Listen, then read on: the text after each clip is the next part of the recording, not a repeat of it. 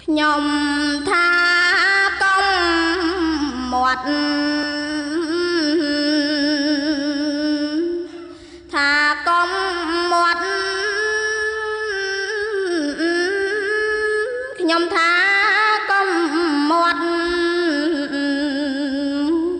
ថាកុំមាត់ខ្ញុំថាកុំ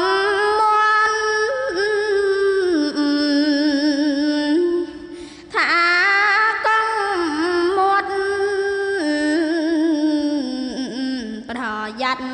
តែផ្លាត់ទៅអា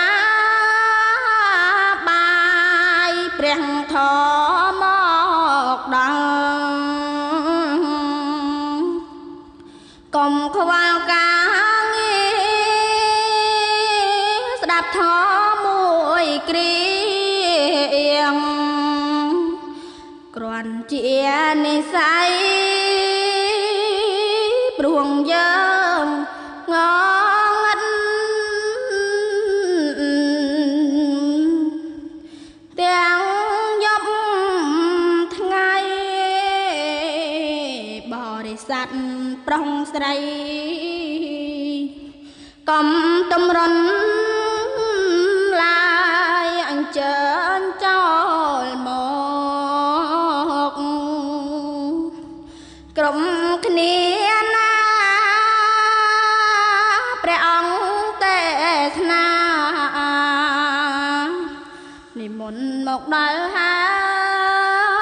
យដូច្នេះត្រៀមខ្លួនកុំកានតាឲ្យអបរិស័ទណាមកស្ដាប់ទេសនាព្រះធម៌កំរ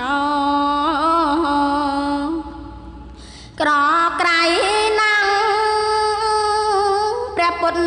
ត្រង់ត្រាំងបញ្យល់ថាអ្នកដែលបានស្ដាប់រង